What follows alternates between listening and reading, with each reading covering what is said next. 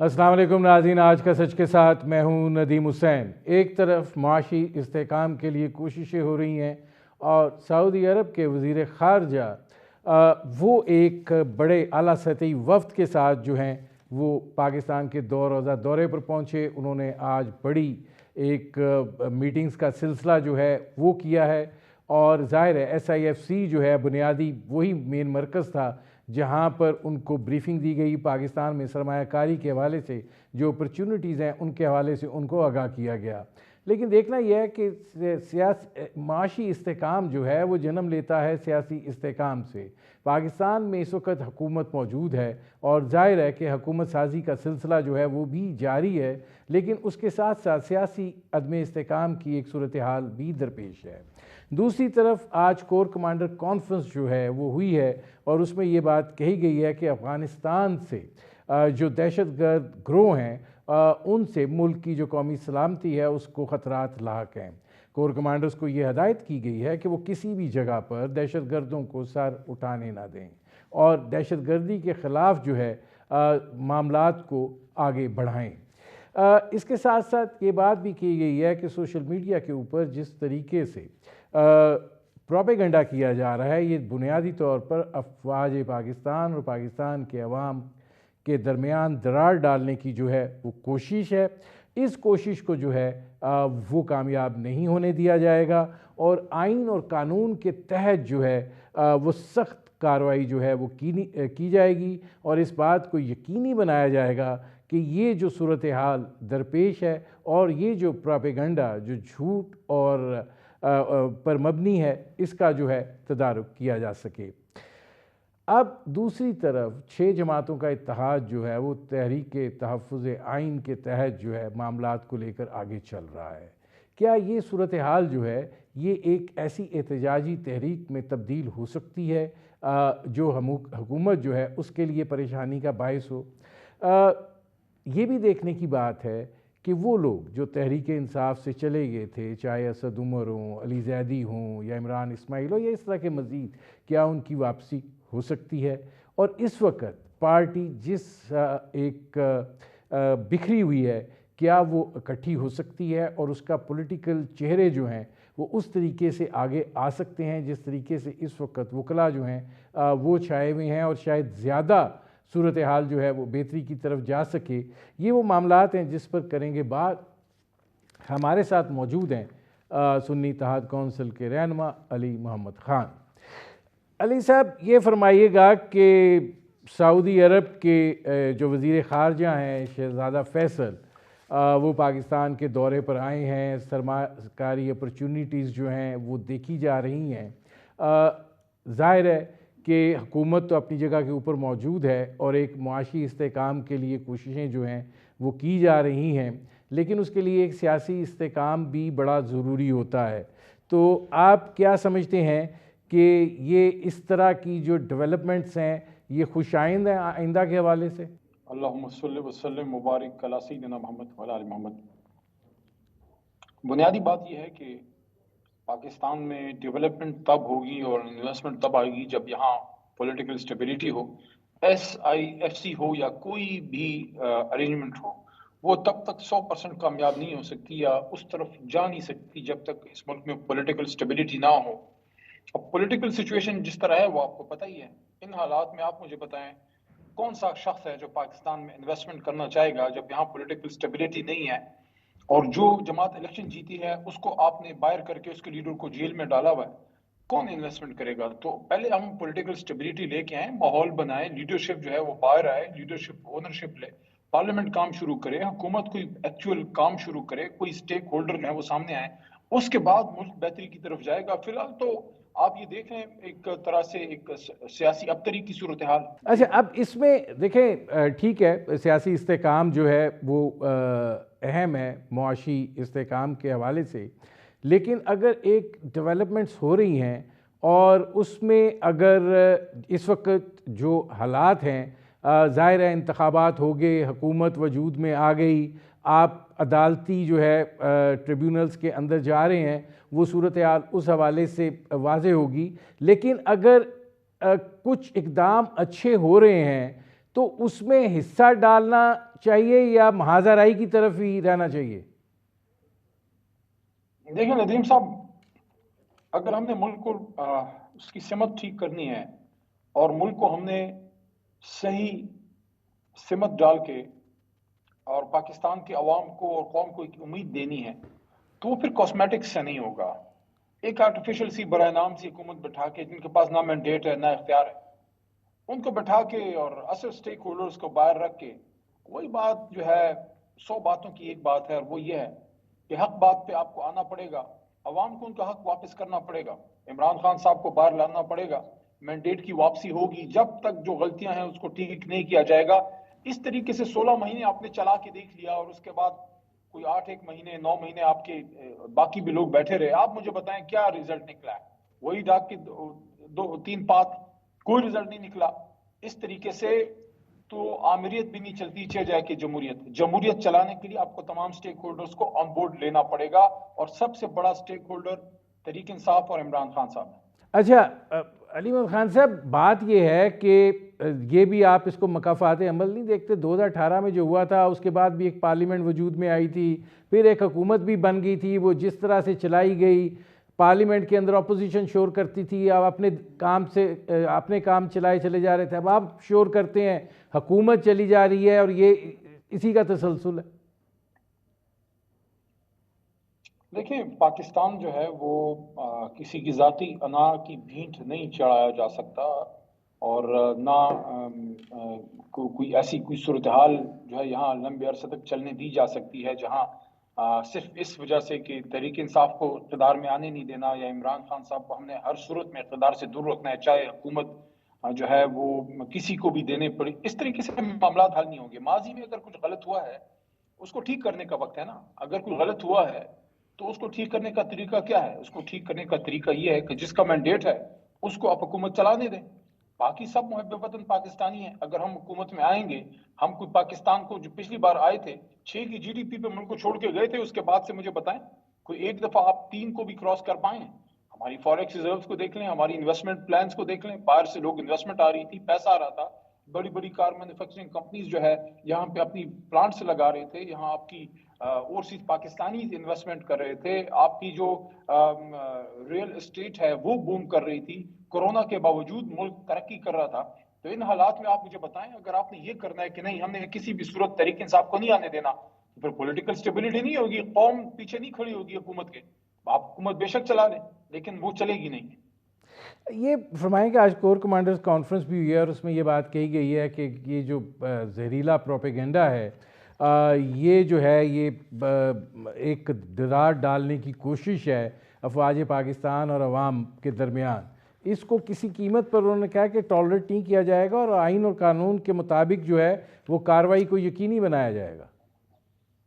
دیکھیں تو وہ کرے نا، یقینی بنائیں. اگر کوئی ملک دشمن ہے، میں تو نہیں سمجھتا کہ سیاسی جماعتوں میں کوئی ملک دشمن ہے، کوئی اگر یہ کر رہا ہے ان کو قرار واقعی سزا دیں. لیکن جہاں تک ملک چلانے کا تعلق ہے وہ تو سیاسی حکومت چلائے گی، جس کا مینڈیٹ ہے اس کو واپس کرنا پڑے گا. اب جس سے مینڈیٹ چرایا ہے اور جن کا لیڈر جیل میں ڈالا ہے وہ احتجاج بھی نہ کریں تو کیا کریں؟ ملک ہمارا کیا نہیں ہے؟ یہ ایک بہت ہی نائس بیلنس ہے سیاست میں، اور ہماری جو مقتدرہ ہے، جو ہمارے دفاع کے ادارے ہیں، سب نے مل کے اس ملک کو چلانا ہے. ایسے نہیں ہو سکتا کہ کچھ لوگ بیٹھ کے جو ہے وہ فیصلے کریں. فیصلہ پارلیمنٹ میں ہوگا، آئین کے مطابق ہوگا. عوام نے اپنا فیصلہ سنایا ہے 8 فروری کو، جو فیصلہ سنایا ہے اس کو امپلیمنٹ کریں، ملک آگے چل پڑے گا. اچھا یہ بتائیں کہ آپ لوگوں نے احتجاجی سلسلہ جو ہے وہ شروع کیا ہے، ظاہر ہے کہ تحریک تحفظ آئین کی بات جو ہے وہ کی جا رہی ہے. آپ کو کیا لگتا ہے کہ یہ جو 6 جماعتی اتحاد ہے یہ کوئی ڈیولپ کر سکتا ہے جس کی پاکٹس کے اندر جو ہے وہ ایک قوت ہو سکتی ہے کہ اگر پاکستان پیپلز پارٹی جو ہے وہ بلوچ سرداروں کی مدد سے کہیں اور جلسہ کر رہے جیسے انہوں نے کیے بھی، کیا یہ ایک تحریک احتجاجی تحریک میں ڈیولپ ہو سکتی ہے؟ بالکل ہو سکتی ہے اور ہوگی.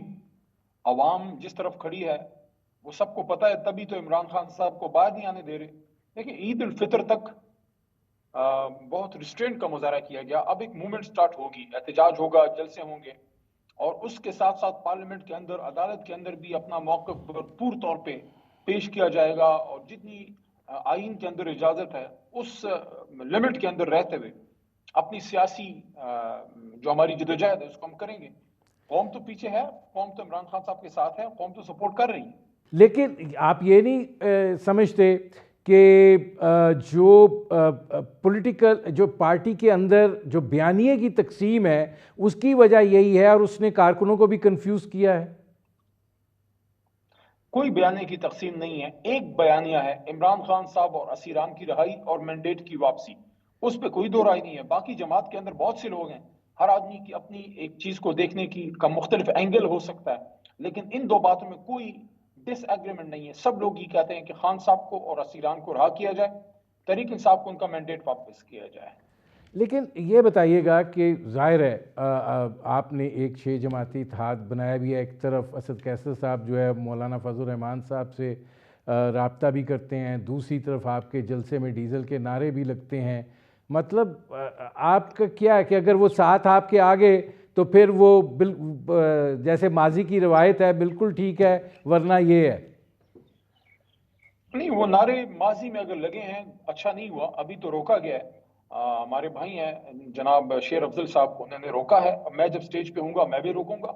تو اس طرح کے نعرے اب انشاءاللہ آپ کو طریقے، چاہے مولانا صاحب ہمارے ساتھ سٹیج پہ آئیں نہ آئیں، تحریک کا حصہ بنے نہ بنے، ان کے احترام میں کوئی کمی نہیں آئے گی انشاءاللہ. کبھی یہ نعرے ہم ان کو نہیں لگنے دیں گے. تو وہ بات تو ختم ہو گئی ہے، اور انہوں نے بھی عمران خان صاحب کو یہودی ایجنٹ کی بجائے اب مسلمان تسلیم کر لیا ہے. تو اگر معاملات بہتری کی طرف جا رہے ہیں تو ندیم صاحب آپ کیوں بیچ میں معاملات نہیں، میں اس معاملہ طرف چھیڑ رہے میں نہیں کہہ رہا، میں تو صرف یہ آپ سے جاننے کی کوشش کر رہا ہوں کہ موقف آپ کا ادھر بدل گیا ہے اگر آپ کے ساتھ شامل ہو جاتے ہیں. آج اب وہ چاچا کیدو والا کام کر رہے ہیں، تو وہ نہیں چاچا کیدو کو وہ تو جا چکا ہے، ختم ہے کہانی. انشاءاللہ پولیٹیکل فورسز اس ایک نقطے پہ آئیں گے کہ اس ملک کو آئین کے مطابق چلائیں، اور جب یہ ملک آئین کے مطابق چلے گا اسی میں سیاست دانوں کی بھی بھلائی ہے، اسی میں اسٹیبلشمنٹ کی بھی مضبوطی ہے، اور ملک کا بھی استحکام ہے آئین کے نہیں، مطابق چلانے. آپ یہ سمجھتے ہیں کہ آپ ملک کو آئین کے مطابق چلانا چاہتے ہیں؟ جو رویہ آپ نے اپنایا تھا جب آپ کی حکومت آئی تھی تو وہی تھا جو باقی سیاسی جماعتوں کا ہے، مطلب ایک ہی مماثلت تھی. نہیں دیکھیں، آپ ہر گزرتا دن آپ میچور ہوتے ہیں، چیزوں سے سیکھتے ہیں. کچھ غلطیاں ہر جماعت سے ہوئی ہیں، اسٹیبلشمنٹ سے نہیں ہوئی. 3 بار جو آئین توڑا ہے کوئی اچھا کام کیا ہے. میاں نواز شریف صاحب نے جب سپریم کورٹ میں ہلہ بولا تھا کوئی اچھا کام کیا تھا. جب یہ زرداری صاحب نے کہا تھا کہ اینٹ سے اینٹ بجائیں گے تو یہ کوئی کالا شاہ کاکو میں کوئی اینٹ کے بٹے پہ اینٹ سے اینٹ بجانا چاہ رہے تھے. تو یہ ساری چیزیں ماضی میں غلطیاں ہوئی ہیں. میرا تو نقطہ یہ ہے we need a fresh start. ہمیں یہ اس پہ سب کو سر جوڑ کے بیٹھنا ہے کہ اس ملک کو آئین پہ چلانا ہے، اور اس کے لیے پہلا کام یہ ہے کہ آئین کے مطابق جو الیکشن ہوا ہے جس کا مینڈیٹ ہے اس کو واپس کریں اور ان کو ملک چلانے دیں. کوئی بھی غیر محب وطن نہیں ہے. عمران خان صاحب جب آئیں گے وہ ملک کو بہتری کی طرف لے کے جائیں گے، اور پہلا کا جو تجربہ ہے اس سے اب انشاءاللہ بہتر ہوگا. انشاءاللہ اس بار بہتر، آپ کو زیادہ بہتر گورننس نظر آئے گی. نہیں، آپ بانی تحریک انصاف کی رہائی کے حوالے سے بہت سے دعوے کرتے رہے ہیں، ابھی تک تو کوئی دعویٰ آپ لوگوں کا درست ثابت نہیں ہوا ہے. آپ کو کیا لگتا ہے کہ آنے والے دنوں میں یا آنے والے مہینوں میں آپ کو ایسی صورتحال دکھائی دیتی ہے؟ کیسز میں کچھ نہیں ہے، کیسز میں انشاءاللہ ان کو ریلیف ملے گا. اور میں یہ سمجھتا ہوں کہ اتنے بڑے لیڈر کو، اور 25 کروڑ کی ملک میں سب سے بڑی جماعت کے جو لیڈر ہیں، اور اتنی بڑی جماعت کو سائیڈ لائن کر کے ملک میں معاشی جو ہے استحکام کے لیے جو لازم و ملزوم ہے سیاسی استحکام، وہ نہیں آ سکتا اگر آپ کی پولیٹیکل سٹیبلٹی نہیں ہے. کون جو ہے وہ کسی جلتے ہوئے گھر میں انویسٹمنٹ کرنا چاہتا ہے جب ملک میں سیاسی استحکام ہی نہیں ہے؟ بار کون سا وہ اللہ کا ولی ہوگا جو اپنے اربوں روپے لا کے پاکستان میں انویسٹ کرے گا؟ سب سے پہلے آپ ماحول تو بنائیں، اور ماحول بنانے کے لیے تمام پولیٹیکل پلیئرز کو لیول پلینگ فیلڈ دینی پڑے گی. لیکن یہ فرمائیں کہ کیا آپ کے وہ لوگ جو چھوڑ کر گئے ہیں جیسے اسد عمر ہوں یا عمران اسماعیل ہوں، علی زیدی ہوں، اس طرح کی ایک لمبی فہرست ہے، آپ کو لگتا ہے کہ ان کی واپسی ممکن ہو سکتی ہے؟ خان صاحب اس پہ آخری فیصلہ کریں گے. ان میں اکثریت ایسے لوگوں کی ہے جو خوشی سے نہیں گئے، پریشر میں گئے، تکلیف میں گئے، مجبور ہو کے گئے. اگر کوئی کرپشن کی وجہ سے بلیک میل ہو کے کیا ہے، اس سے کوئی ہمدردی نہیں ہے، لیکن اگر کوئی بچوں کی وجہ سے تھریٹ ہوا ہے، کسی کے ساتھ زیادتی ہوئی، اغوا ہوا ہے، مجبوری میں گیا ہے، میرے خیال میں خان صاحب اس پہ پھر مناسب فیصلہ کریں گے۔ تو آپ کو لگتا ہے کہ ان لوگوں کی واپسی ہو سکتی ہے؟ ہو سکتی ہے اگر خان صاحب اس کی اجازت دیں۔ آپ یہ نہیں سمجھتے کہ یہ کسی سیاسی اختلاف یا نظریاتی اختلاف کا بھی نتیجہ ہو سکتا ہے؟ اگر کوئی سیاسی اختلاف کی وجہ سے گیا، ظاہر ہے اس کا پھر تحریک انصاف میں کوئی جگہ نہیں ہے۔ اگر کوئی دنیاوی لالچ میں گیا، اس کی بھی کوئی جگہ نہیں ہے۔ لیکن اگر کوئی تھریٹ ہو کے گیا ہے، بچوں کی وجہ سے بلیک میل ہوا ہے، پریشر میں گیا ہے، اس پہ مجھے امید ہے خان صاحب ایک ہمدردی والا رویہ رکھیں گے۔ اچھا یہ فرمائیے گا کہ ظاہر ہے آپ ایک چیز کا تقاضا تو کر رہے ہیں، لیکن اب انتخابات ہو گئے، نتائج بھی آ گئے، حکومتیں بھی بن گئیں، آپ لوگوں نے الیکشن کے نتائج کو، اگر آپ خیبر پختونخوا میں حکومت بنا لی ہے تو تسلیم کر لیا، لیڈر آف اپوزیشن بھی بن گئے، باقی چیزیں بھی ساری ہو گئیں، تو اب اس کے بعد پھر کیسے آپ یہ کہتے ہیں کہ نہیں جی کیا الیکشن دوبارہ ہوں، یا کیسے یہ سلیٹ کے اوپر کپڑا مارا جا سکتا ہے؟ جو ظلم ہوا ہے، اس ظلم کو انڈو کرنے کا طریقہ یہی ہے کہ جہاں فارم 47 پہ غلط نتیجے نکالیں، وہاں فارم 45 پہ پراپر نتیجے بنائیں، جس کی سیٹ ہے اس کو واپس کریں، جہاں سے تحریک انصاف جیتی ہے تحریک انصاف کو دیں، اگر مولانا صاحب کی کوئی سیٹ بنتی ہے ان کو دیں، اگر پیپلز پارٹی یا نون لیگ کی بنتی ہے تو دیں، لیکن ان کی کوئی سیٹ نہیں ہے، بیسیکلی تو ہماری سیٹیں اٹھا کے ان کو دی گئی ہیں، آپ حقدار کو اس کا حق واپس کریں، تمام معاملات بہتری کی طرف چل پڑیں گے۔ نہیں تو آپ یہ سمجھتے ہیں کہ آپ حکومت کو اتنا ٹف ٹائم دے سکتے ہیں کہ ان کو کوئی پریشانی ہوگی؟ ابھی تک تو ان کو کوئی پریشانی نہیں ہے۔ دیکھیں پریشانی تو ہے، ملک تو چل نہیں رہا، انویسٹمنٹ آ نہیں رہی، مہنگائی کی صورتحال دیکھ لیں، غریب پریشان ہے، نہ آپ کا ادارے چل رہے ہیں، نہ آپ کی فیکٹریاں چل رہی ہیں، نہ آپ کی انویسٹمنٹ آ رہی ہے۔ ایسے ماحول میں اگر آپ نے چل چلاؤ کرنا ہے تو وہ تو اس طرح تو جو نگران تھے وہ بھی چلا رہے تھے۔ اگر آپ نے ملک کو ترقی کی راہ پہ لگانا ہے تو وہ اس کے لیے پھر آپ کو حقدار کو اس کا حق دینا پڑے گا، مینڈیٹ واپس کرنا پڑے گا، اس کے علاوہ کوئی چارہ نہیں۔ نہیں لیکن یہ بھی تو ہو سکتا ہے کہ حکومت تو اب اس دباؤ کو آپ کے کو تسلیم کرنے کے لیے تیار نہیں ہے، اور ظاہر ہے وہ اپنے سے اقدامات کر رہے ہیں، اور یہ بات کہی گئی تھی کہ 1-2 سال کے اندر بہتری کی سچویشن جو ہے وہ آنی شروع ہو جائے گی۔ اب جس طریقے سے سعودی عرب کی انویسٹمنٹ کے حوالے سے ایک ڈیولپمنٹ ہے، ایران کے صدر پاکستان آ رہے ہیں، قطر جو ہے ان کا بھی پاکستان کی طرف رخ ہے، تو ایسی صورتحال میں حکومت جو ہے وہ آئندہ آنے والے مہینوں میں اگر معاشی طور پر بہتری کی طرف چلی جاتی ہے تو پھر آپ کی مزاحمت جو ہے وہ تو پھر پارلیمنٹ تک ہی محدود ہوگی۔ یہ تو وقت ثابت کرے گا کہ کتنا وہ ڈیولپ کر سکتے ہیں اور معاملات کو بہتر کر سکتے ہیں، لیکن حکومت تو کون سی حکومت؟ آپ کو کوئی حکومت نظر آ رہی ہے؟ ہاں نہیں، مسائل دیکھیں، مسائل اپنی جگہ پر ہیں، لیکن اس صورتحال کے اندر سے آپ کی تحریک جو ہے، ظاہر ہے عوام اس وقت اپنے مسائل میں بھی تو الجھے ہوئے ہیں نا۔ عوام مسائل میں الجھے میں، انہی مسائل کی وجہ سے تو وہ تحریک انصاف کو سپورٹ کر رہے ہیں۔ نہیں ہو سکتا ہے آپ بڑے جلسے کر لیں، کامیاب جلسے ہو سکتے ہیں، لیکن آپ وہ مومنٹم کر سکتے ہیں جہاں پہ آپ ایک تحریک کو بنیاد بنا کے حکومت کو اس حد تک لے آئیں کہ وہ آپ کے مطالبات تسلیم کرنے کے علاوہ ان کے پاس کوئی چارہ کار نہ ہو۔ دیکھیں میں نہیں سمجھتا کہ ہم کوئی ایسا کریں گے کہ 10-20 لاکھ بندہ لا کے حکومت کو نکال دیں، نہ ایسا ہوا ہے، نہ ایسا ہونا چاہیے، نہ ایک نیوکلیئر اسلامی طاقت میں اس کی گنجائش ہے کہ آپ ایک جمع غفیر لا کے حکومتوں کو چلتا کریں، یہ تو پھر انارکی ہو جائے گی۔ ہمارا تو ایک پولیٹیکل پریشر ڈیولپ کرنا ہے، اور باقی اس میں جو اصل کرنے والی بات ہے وہ یہ ہے کہ کیا یہ حکومت اپنے فیصلے خود کر رہی ہے، کیا یہ اپنی مرضی سے آئے ہیں، کیا یہ فارم 47 انہوں نے خود اپنے جو ہے بنا کے اپنے لوگ جتوائے ہیں؟ کچھ تو مسئلہ خراب ہوا ہے نا، جہاں سے خراب ہوا ہے آپ بھی سمجھتے ہیں، ہم بھی سمجھتے ہیں۔ تو اگر کوئی ذی شعور شخص جس کو ملک سے محبت ہے اور ملک سے وہ سمجھتا ہے کہ ملک بہتری کی طرف جانا چاہیے، تو ایسی حالات میں جب ایک پاپولر جماعت کو سائیڈ لائن کر دیا جائے اور کسی کے ہاتھ میں فارم 47 کا پرچہ تھما دیا جائے، ایسے ہی ہے کوئی بندہ سارے پرچے فیل کر لے، آپ اس کو فرسٹ کلاس کا رزلٹ دے دیں تو رزلٹ تو اس کے ہاتھ میں ہے، اعمال نامہ خراب ہے۔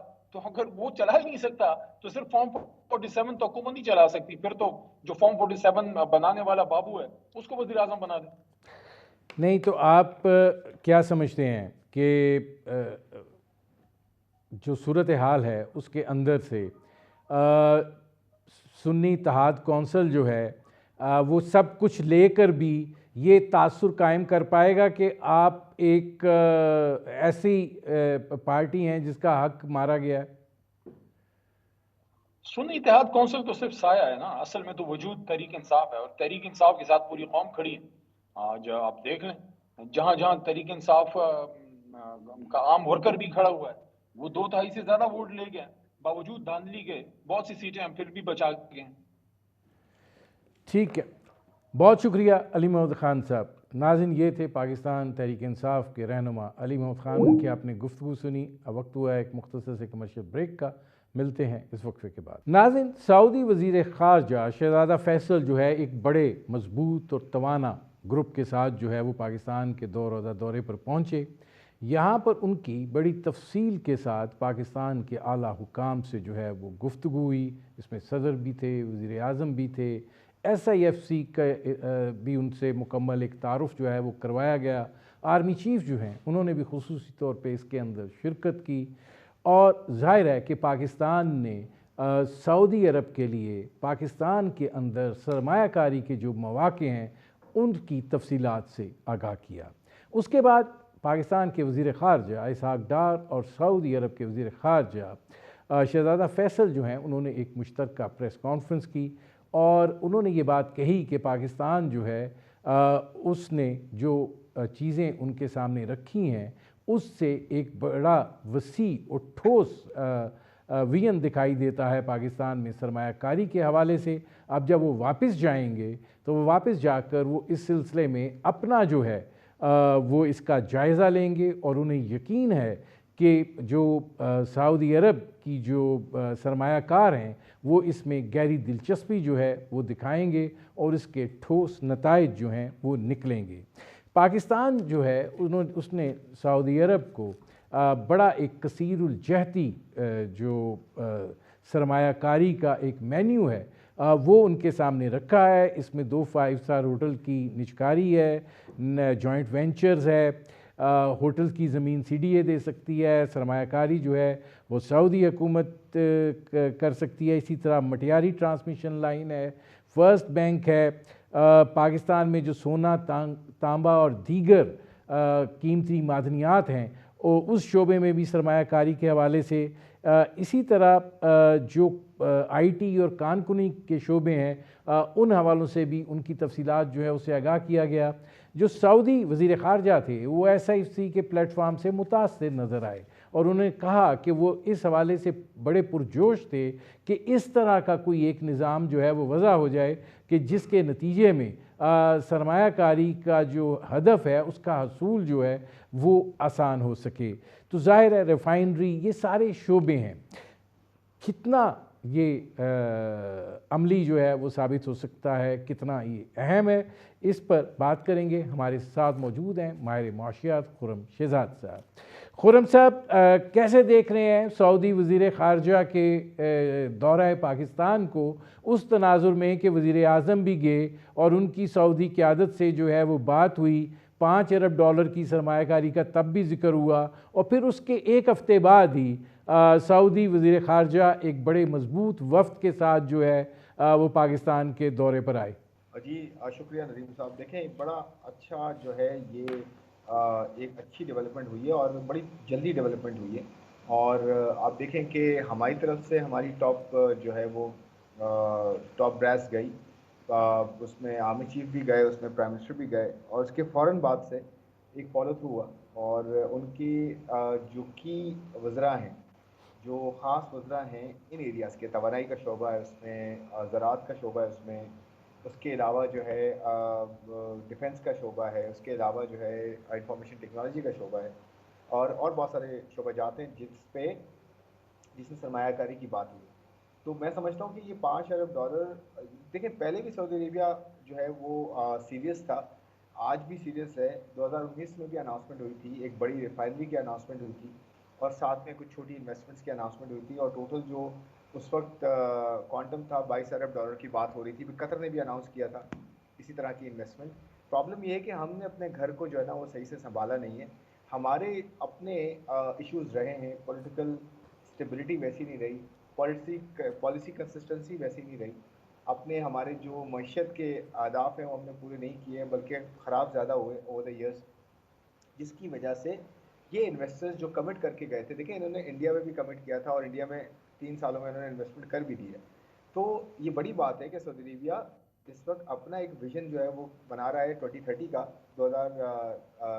2030 تک کا، اور اس میں وہاں پہ بہت میسو ڈیولپمنٹ ہو رہی ہے، ٹرانسفارمیشن میں کہوں گا ہو رہی ہے سعودی عربیہ میں، اور ایک نیا فیس ابھر کے آ رہا ہے سعودی عربیہ کا، اور وہاں پہ انویسٹمنٹ کی بات ہوتی ہے. اس کے باوجود وہ اٹھ کے آپ کی کنٹری میں آئے ہیں، تو ایک اچھی بڑی ڈیولپمنٹ ہے. اب ہم نے دیکھنا یہ کہ ہم نے اس پہ مومنٹم کو بلڈ کیسے کرنا ہے، کیسے ہم نے اپنے گھر کو سیدھا کرنا ہے، تاکہ صرف سعودی عربیہ نہیں بلکہ ان کے ساتھ ایک بڑے انویسٹر کے ساتھ اور بھی دنیا کے انویسٹرز آئیں اور وہ آ کے یہاں پہ ویلیوڈیشن کریں، اور صرف ایکسٹریکشن نہ کریں منرلز میں، بلکہ اس ایکسٹریکشن کے ساتھ ویلیو ایڈ بھی کریں. یہاں پہ اگر کاپر کی ہم بات کرتے ہیں تو کاپر کو ایکسٹریکٹ کر کے کاپر سے وہ انڈسٹریل ڈیولپمنٹ کریں. ہمارا اینڈ یہ ہونا چاہیے کہ انڈسٹریل ڈیولپمنٹ کیسے ہوگی، ویلیوڈیشن کیسے ہوگی، صرف یہاں سے کاپر نکال کے لے کے جانا نہ ہو. اب اس میں خرم شہزاد صاحب یہ بتائیے گا کہ ظاہر ہے یہ ایک جو دورہ ہے، یقیناً یہ پہلا فیز ہے اس ایکٹیویٹی کو لے کر. اب ایس آئی ایف سی کے بارے میں بھی وہ کافی نظر آئے، انہوں نے کہا کہ ہم بڑے پرجوش تھے کہ اس طرح کا کوئی نظام جو ہے وہ وضع ہو جائے.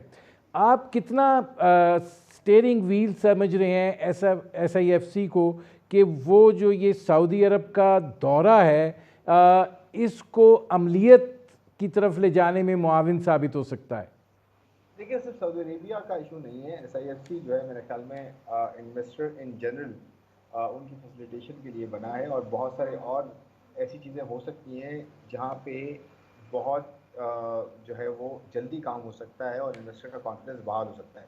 لیکن دیکھیں میرا ایشو تھوڑا سا ڈفرینٹ ہے. میرا ایشو یہ ہے کہ ایس آئی ایف سی تو ایک پلیٹ فارم ہے ایگزیکیوشن کا، کہ انویسٹر کو آپ لے کر آئے ہیں اور اب وہ اپنی انویسٹمنٹ کرتا ہے، تو اس کے جو کچھ خاص جو ان کی جو خاص چیزیں ہوتی ہیں ڈیورنگ دا پروسیس، وہ ایس آئی ایف سی پوری کرے. تو میرا جو پرابلم ہے نا وہ ہے broader economic issues, broader political issues جو کہ ہمیں حل کرنے ہیں. مثال کے طور پہ میں یہ کہتا ہوں کہ آپ اپنے ٹیکسز کو کم کریں، ٹیکس کا برڈن کم کریں اکانومی پہ، عام آدمی پہ ٹیکس کم کریں، انڈسٹریز پہ، کارپوریٹ سیکٹر پہ ٹیکس کم کریں.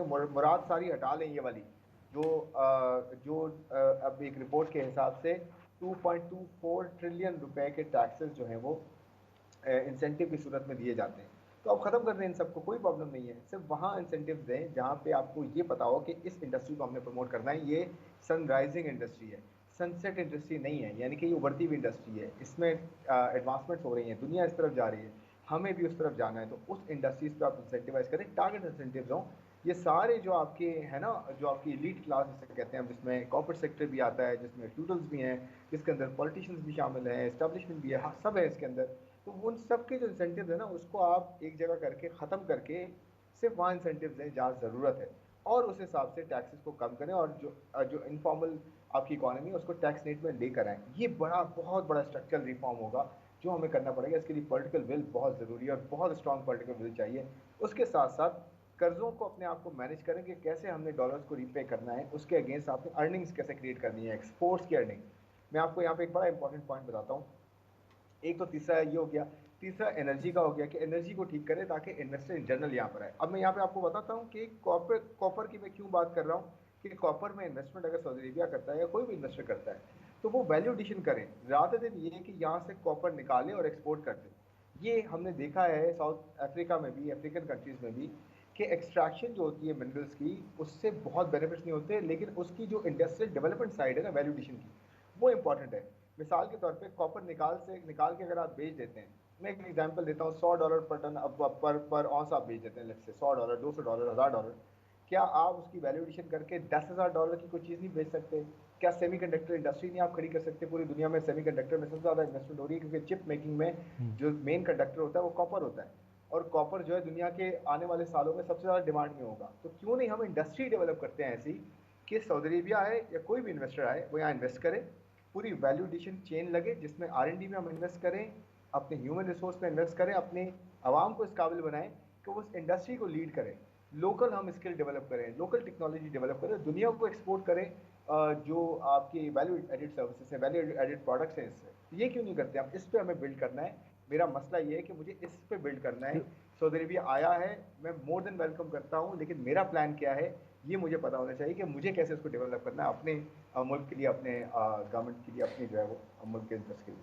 اچھا, اب اس میں ذرا تھوڑا آگے بڑھتے ہیں اور آپ نے جو باتیں کی ہیں اس کو ذرا اس رخ سے بھی دیکھتے ہیں کہ ظاہر ہے کہ سرمایہ کاری تو یقیناً آنی چاہیے, لیکن اس کی کچھ ریکوائرمنٹس بھی ہوتی ہیں. آپ کا انفراسٹرکچر ہے, آپ کے جو یہاں پہ انڈسٹری کے لیے ان پٹ کاسٹ ہے وہ کتنی مینیجیبل ہے جو باہر سے سرمایہ کاری لے کر آ رہا ہے, انفراسٹرکچر جو ہے وہ کتنا اس حوالے سے دستیاب ہے. جو آپ نے بات کی ایکسٹریکشن کی, سینڈک میں بھی دیکھا تھا کہ ایکسٹریکشن ہی ہو رہی ہے, کوئی ایسا طریقہ کار نہیں تھا جس کے ہم اس کو اس میں سے سونے کو, تانبے کو اور چاندی کو الگ کر سکتے. تو یہ جو ہے یہ کتنا بڑا ایک چیلنج ہے اگر خالی صرف وفد کے آ جانے سے دلچسپی کے اظہار سے ہی مطمئن ہونا ہے کہ اس کو ایک عملی رخ بھی تو دینا ہے. دیکھیں اب یہ تو ہماری سائڈ ہے نا, ہم کیسے اس کو مینیج کرتے ہیں. یہ چائنا کا قصور نہیں ہے, سعودی عربیہ کا قصور نہیں ہے. انویسٹر تو آپ کے پاس آئے گا, وہ اپنے انٹرسٹ کو سیو کرے گا, وہ کہے گا ٹھیک ہے میں سارا ایکسٹریکٹ کرتا ہوں اور لے کے جا کے خود ویلیو ایڈیشن کر کے بیچوں گا, اور کنٹری آپ کو صرف جو را مٹیریل ہے جو جتنے کا ایکسپورٹ ہوگا وہ میں آپ کو دے دوں گا. تو بھائی یہ تو ہمارا پلان ہونا چاہیے نا, یہ تو ہمیں خیال ہونا چاہیے, ہم کانشیس ہونا اس چیز پہ کہ ہمارے اگر ایسٹس جاتے ہیں, ہماری ریسورسز نکلتی ہیں, تو ہم سب سے پہلے بیسٹ یوز اس کا کیا کرتے ہیں. تو ہمارے پاس اپنی ایک تھنکنگ پاور ہونی چاہیے, ایک ابیلٹی ہونی چاہیے اس ڈیسیجن کی, اس پلاننگ کی, اور یہ ہم سب کر سکتے ہیں, کیوں نہیں کر سکتے. رادر گیٹنگ ڈیسپریٹ کہ جی آپ بس آ جائیں اور انویسٹ کر دیں, ہم اپنا کاؤنٹر پلان دیں نا. ندیم صاحب میں نے یہی پہلے کہا کہ کیا ہماری کوئی تیاری یہ ہے کہ اس منرل سے ہم نے کیا بنانا ہے, اس ریسورس سے ہم نے کیا ڈیولپ کرنا ہے, ہم نے اپنی کنٹری کا انٹرسٹ کیسے سیو کرنا ہے, ہم نے کیسے اس کو آگے لے کے جانا ہے. تو یہ تو ہمارا کام ہے نا, یہ تو ہم نے ڈیولپ کرنا ہے نا. اس میں تو ہم چائنا آ کے لے کے چلا جائے یا سعودی عربیہ آ کے لے کے چلا جائے, وہ تو ہمارے پارٹنر کنٹریز ہیں, وہ تو آ کے انویسٹ کر رہے ہیں اور وہ اپنے پیسے لگا رہے ہیں. لیکن کیا ہم اپنا انٹرسٹ ان کے ساتھ جو ہے الائن کر رہے ہیں تاکہ ان کا بھی فائدہ ہو اور ہمارا بھی فائدہ ہو, کوئی بھی سائڈ جو ہے وہ ڈس ایڈوانٹیج نہ ہو. کیونکہ آگے جاتے ہوئے پرابلمز اور ریلیشن شپس میں پرابلمز اسی وجہ سے ہوتے ہیں جب آپ کے اس طرح کے جو ہے کانٹریکٹس ہوتے ہیں اور آگے جا کے ان کا کوئی سدباب بھی نہیں ہوتا اور نہ ان کا کوئی بینیفٹ ہوتا ہے. تو ہمیں اپنی سائڈ سے یہ پلان کرنا چاہیے. نہیں, لیکن آپ کو لگتا ہے کہ یہ سوچ یا یہ تھاٹ ہے, ٹریک ریکارڈ ہمارا جو ہے وہ تو اس کے برعکس ہے. ہم نے IPPs کا معاملہ لے کر آئے, آج تک ہمارے گلے کا پھندا بنا ہوا ہے. جو بھی ہم اس طرح کے کانٹریکٹس کرتے ہیں اس میں سے کوئی نہ کوئی سکینڈل, کوئی نہ کوئی کہانی, کوئی نہ کوئی چیز نکل آتی ہے. تو آپ کو لگتا ہے کہ یہ اس طریقے سے کیا ہم پریپیئر بھی ہیں انویسٹمنٹ کے حوالے سے اتنے بڑے پیمانے پر؟ فرینکلی نہیں ہے, مجھے نظر تو نہیں آتا انٹرنلی کوئی پلانز ہوں یا کوئی کانفیڈینشیل پلانز ہوں یا اس طرح کا تھاٹ پروسیس ہو. اپیرنٹلی میں نے دیکھا نہیں ہے. ایسا ہو تو بہت اچھی بات ہے, نہیں ہے تو بہت کنسرن کی بات ہے, بہت بڑا چیلنج ہوگا ادروائز. کیونکہ آج ہم $5 ارب, $3 ارب, $1 ارب کو کی خوشیاں مناتے رہیں گے, لیکن اگر ہم نے اپنا انٹرسٹ صحیح طریقے سے جو ہے وہ سوچ بچار کے ساتھ اپنا انٹرسٹ جو ہے وہ سیف گارڈ نہیں کیا, تو آگے جاتے ہوئے یہی چیزیں پھر ہمارے لیے جو ہے وہ رسک بن جائیں گی اور ہمارے لیے پرابلم کریٹ کریں گی. تو مجھے ابھی اپیرنٹلی نظر نہیں آ رہا. آئی ایم ہوپ فل, آئی ہوپ کہ انٹرنلی یہ ساری باتیں ہوئی ہوں, ویلیڈیشن کی بات ہوئی ہو, کیسے ڈیولپ کرنا ہے, کس ایریا کو کیسے لے کے چلنا ہے, کس طرح سے ایکسٹریکشن ہوگی, کیسے انویسٹمنٹ. اور صرف منرل کا ایریا نہیں ہے ندیم صاحب, میں تو اکراس دا بورڈ بات کر رہا ہوں کہ جہاں پہ آپ کو اپنے کنٹری کا, اپنے لوگوں کا, ان کی پرائیورٹی ہو کہ کیسے جو ہے انویسٹمنٹ کو کنورٹ کرنا ہے اچھے آؤٹ کمز میں جو لوگوں کو فائدہ دے لانگ ٹرم میں. یہ مجھے لگتا ہے مسنگ رہا ہے ابھی تک. تو آئی ہوپ کہ آگے نہ ہو. نہیں, لیکن جب ہم یہ بات کرتے ہیں, ایک تو ہم چیزیں بیچنے کی بات کر رہے ہیں نا کہ جی آپ فرسٹ وومن بینک لے لیں, PIA لے لیں, آپ ہوٹلز جو ہیں وہ بنا لیں, آپ ایئرپورٹس جو ہیں وہ لے لیں. ایک ہے کہ آپ زراعت کے شعبے میں کیسے سرمایہ کاری ہو کہ وہ دونوں ممالک کے لیے جو ہے وہ بینیفیشل ہو, کیونکہ دیکھیں پاکستان ایک زرعی ملک ہے اور ہماری معیشت جو ہے وہ ایگریگیرین معیشت ہونی چاہیے تھی, لیکن ہم وہ بھی ڈیولپ نہیں کر پائے. نہیں دیکھیں دو الگ الگ چیز ہے نا. میں تو پرائیویٹائزیشن کی بھی بات نہیں کر رہا. میں یہ نہیں کہہ رہا کہ ایگزسٹنگ ایسیٹس ہیں یا لائبلٹیز ہیں ان کو ان میں سے تو گورنمنٹ کو نکلنا چاہیے, ان کا بھی ایک کمپریہنسو پلان ہونا چاہیے. یہ ساری دیکھیے یہ ساری ٹاپ ڈاؤن اپروچ ہوتی ہے. یہ اسٹارٹس فرام ٹاپ کہ ایک ویژن ہوتا ہے, پھر ڈائریکشن ہوتی ہے, اس ویژن کے اندر پھر اس کا ایک پورا ایک پلان ہوتا ہے کہ ہم نے کہاں اکانومی کو لے کے جانا ہے, ہماری اسٹرینتھس کیا ہے, ویکنیسز کیا ہیں, کیسے ہم نے کس سیکٹرز کو پروموٹ کرنا ہے, کن کو نہیں کرنا ہے, انویسٹرز کو کیسے لے کر آنا ہے, ان کے انسینٹیوز کا خیال کیسے رکھنا ہے, اس میں ملک کا کوئی نقصان نہ ہو, ان کا بھی فائدہ ہو. تو یہ تو پورا ایک پلان ہے نا کمپریہنسو. وہ اسی سے نکلتا ہے کہ جی گورنمنٹ کو کن ایسٹس میں رہنا ہے, کن میں نہیں رہنا ہے, کن سیکٹرز کو پرائیورٹائز کیا جائے, کن سیکٹرز میں ریفارمز جلدی کیے جائیں, پورے گورنمنٹ کو کیسے ریفارم کیا جائے, پورے ملک میں ریفارمز کیسے لائے جائیں, ایجوکیشن, ہیلتھ, فوڈ سیکیورٹی, ان ساری بیسکس میں کیسے انویسٹ کیا جائے, کس طرح ان کو پرائیورٹائز کیا جائے, کس طرح ایڈوانسمنٹس ہو رہی ہیں دنیا میں ان کو آگے لایا جائے. یہ تو پورا پلان ہے نا. اس میں آپ کے پرائیویٹائزیشن کے ایسٹس بھی ہیں, کس میں نکلنا ہے, کس میں رہنا ہے. دوسرا میں بات کر رہا ہوں فریش گرین فیلڈ انویسٹمنٹس کی بات کر رہا ہوں کہ آپ ایگریکلچر کے اندر آ کے پروجیکٹ میں انویسٹ کرتے ہیں, جے بی پارٹنر بناتے ہیں, لوکل پارٹنر کو بھی ساتھ رکھتے ہیں اور ایکسپورٹ اورینٹڈ رہتے ہیں کہ جی یہاں سے بنا کے ایکسپورٹ کرنا ہے. اور لیکن پرابلم یہ کہ ایکسپورٹ کے لیے بھی آپ کو فیزیبل ہونا پڑتا ہے نا, آپ کی لیبر, لینڈ اور آپ کا کیپٹل, یہ تینوں چیزیں آپ کو کمپیٹیٹیو دینی پڑتی ہیں. ادروائز کیوں آئے گا کوئی آپ کے پاس, کیوں آپ کے پاس زبردستی آ کے گائے گا جی یہاں سے مجھے ایکسپورٹ کرنی ہے, جب آپ ایکسپورٹ ہب ہیں ہی نہیں. آپ کو ایکسپورٹ کے لیے پہلے تو اپنے آپ کو ایکسپورٹ ہب جو ہے انویسٹیبل بنانا ہے کہ جی میرے پاس لوگ آئیں, میں ان کو وہ پیکیج دوں جس کے ساتھ وہ یہاں کے انویسٹ کریں اور اتنا کمپیٹیٹیو ہیومن ریسورس دوں, اتنا سستا کیپٹل دوں, اتنا اچھا انسینٹیو دوں اور کمپیٹیٹیو انسینٹیو ہو, رینٹ سیکنگ نہ ہو, اور لینڈ پرووائڈ کروں, انفراسٹرکچر پرووائڈ کروں تاکہ یہاں سے لوگ. اب دیکھیں ویتنام میں ایپل نے انویسٹ کیا ہے بلینز آف ڈالر, $16 بلین اس نے انویسٹ کیا, آپ کو پتہ ہے ویتنام میں ایپل نے. اور یہ انویسٹ کیا ہے چائنا نے یہاں پہ, بیسکلی یو ایس نے انویسٹ کیا ہے چائنا کو جو ہے بائی پاس کرنے کے لیے. تو ہم کیوں نہیں وہ جو ہے وہ ڈیسٹینیشن بن سکتے ہیں, تو ہم کیوں نہیں کرتے کام. تو بیسکلی بات یہ ہے کہ ہم کس طرح سے اپنے آپ کو فیزیبل ڈیسٹینیشن جو ہے وہ پریزنٹ کرتے ہیں, وہ امپورٹنٹ ہے. نہیں اس میں کیسے ہو سکتا ہے جب 60 روپے یونٹ پہ آپ کی بجلی ہو, 290 روپے پہ آپ کا پیٹرول ہو, مطلب ایک تو ذرا یہ فرمائیے گا کہ جو ایک تو یہ فرمائیے گا کہ جو پیٹرول پرائسز انکریز ہوئی ہیں, آپ کو لگتا ہے کہ انٹرنیشنل مارکیٹ میں جو آئل پرائسز ہیں اس کا ڈیمانڈ تھی کہ ہم بھی انکریز کرتے؟ جی بالکل. دیکھیں انٹرنیشنل پرائسز بڑھیں گی تو آپ کو بڑھانی پڑیں گی, کم ہوگی تو کم کرنی پڑیں گی. یہ تو دیکھیں آپ آئی ایم ایف کے ساتھ ہوں یا نہ ہوں آپ کو یہ کرنا پڑے گا, ادروائز تو آپ نے ڈسٹورشن کریٹ کر دی نا پوری اکانومی میں کہ آپ ان کو ہمیں نارمل لینا چاہیے. یہ جو پیٹرول پرائسز ہیں, بجلی کی پرائسز سب, لیکن کہاں ایفیشنسی لانی چاہیے. آپ اگر پیٹرولیم پروڈکٹس کے اندر ڈیپوز کریٹ کر رہے ہیں, لوکل ریفائنریز بہتر کر رہے ہیں, پوری پیٹرو کیمیکل کی چین لگا رہے ہیں, تو آپ لوکل ڈیپینڈنٹ ہے بہت زیادہ. آپ کی شاید اتنا فوریکس جو ہے وہ خرچ نہیں ہوگا, تو کیوں نہیں کرتے ڈیولپ. کیوں پیٹرولیم ڈیولپمنٹ لیوی کو پیٹرولیم لیوی بنا دیا ہم نے, جبکہ پیٹرولیم لیوی جو تھی وہ پیٹرولیم ڈیولپمنٹ لیوی تھی, جس کی وجہ سے پیٹرولیم سیکٹر کی ڈیولپمنٹ ہونی چاہیے تھی. ہم نے وہ ڈیولپمنٹ ہی ختم کر دی. آپ سمجھے نا بات کو. تو اسی طرح سے جو الیکٹریسٹی پرائسز ہیں ان کے اندر ایفیشنسی کیسے آئے گی. آپ کو پورا کا پورا انرجی سیکٹر بہتر کرنا پڑے گا, انویسٹمنٹ لانی پڑے گی, ریٹیل سیکٹر اس میں لانا پڑے گا, ہول سیل مارکیٹ کریٹ کرنی پڑے گی. گورنمنٹ خود ہی بائر ہے, خود ہی سیلر ہے, نکلنا پڑے گا گورنمنٹ کو. گورنمنٹ کا فٹ پرنٹ اتنا ہے انرجی سیکٹر کے اندر, فرٹیلائزر سیکٹر کے اندر, فوڈ کے اندر, ایگریکلچر کے اندر, گورنمنٹ کو نکلنا پڑے گا.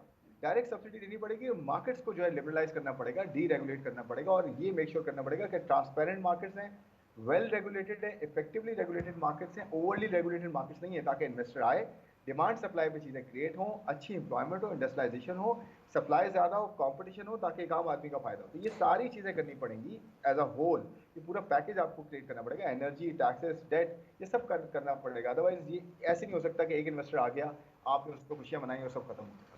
آخری سوال, کیا ہم اس سعودی سرمایہ کاری کو صرف اس طریقے سے دیکھیں کہ ہمیں شاید $2 ارب اور ڈپازٹس کے مل جائیں گے اور یہ اب آگے ہیں, ہم بہت تالیاں بجائیں کہ ہمارے پاس زمین کے اوپر ہم اس طریقے سے جس کو آپ نے ایکسپورٹ ہب کا نام دیا ہے، ہم موجود نہیں ہیں اور شاید ہمیں ایک کافی سبک رفتاری سے بھی کام کریں تو ایک خاصا وقت درکار ہے اس شکل کو دھارنے میں، تو کیا اس کو پھر اس طریقے سے لیا جائے؟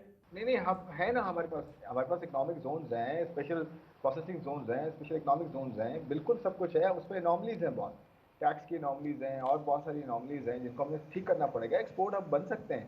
مین جو ایشو ہے نا وہ ہیومن ڈیولپمنٹ میں انویسٹمنٹ ہم نے نہیں کی ہے اوور دا پیریڈ. ہماری مڈل کلاس گروئنگ ہے، ہماری ینگ جنریشن جو ہے وہ آ رہی ہے، آبادی بڑھ رہی ہے. ہمیں ان کو کنٹین کرنا ہے، ان کو ہم نے ڈیولپ کرنا ہے. اسکل ڈیولپمنٹ ہم ان کے لیے کریں، ان کے لیے ہیلتھ کا جو ہے بندوبست کریں. پروونشل گورنمنٹس کو بہت زیادہ رول پلے کرنا پڑے گا، لوکل گورنمنٹس کریٹ کرنی پڑیں گی سروس ڈلیوری کے لیے. ایکسپورٹ ہم بالکل بن سکتے ہیں 2 سال 3 سال میں، کوئی بڑی بات نہیں ہے. ویتنام فورن سے بن سکتا ہے، تھائی لینڈ بن سکتا ہے، آپ کے ملیشیا بن سکتا ہے، تو ہم بھی 3 4 سال 5 سال میں بن سکتے ہیں. ول کی ضرورت ہے. آپ کے پاس ساری وہ ریسورسز اللہ نے دی ہیں، آپ نے گورننس سیکھنے کی، مینجمنٹ سیکھنے کی، تو آپ کا یہ حال ہے. ادروائز آپ بہت بہتر ہو سکتے ہیں. اور یہ آپ کا تو ایسی جگہ اللہ تعالیٰ نے آپ کو جگہ دی ہے جہاں پہ ایک طرف ریسورس ہی ریسورس ہے، دوسری طرف ریسورس جو ہے وہ استعمال کرنے والے. تو یہ تو آئیڈیل جگہ ہے جہاں پر اب آپ نے اس کو اپنا بہتر یوز ہی نہیں بنایا تو وہ آپ کا قصور ہے. ادروائز تو ہمارے پاس سب وہ چیزیں ہیں سب وہ چیزیں ہیں، دنیا میں موجود ہیں. بہت شکریہ خرم شہزاد صاحب. ناظرین، یہ تھے ماہر معاشیات خرم شہزاد، ان کی آپ نے گفتگو سنی. اب تک کے لیے اتنا ہی، اجازت دیجیے.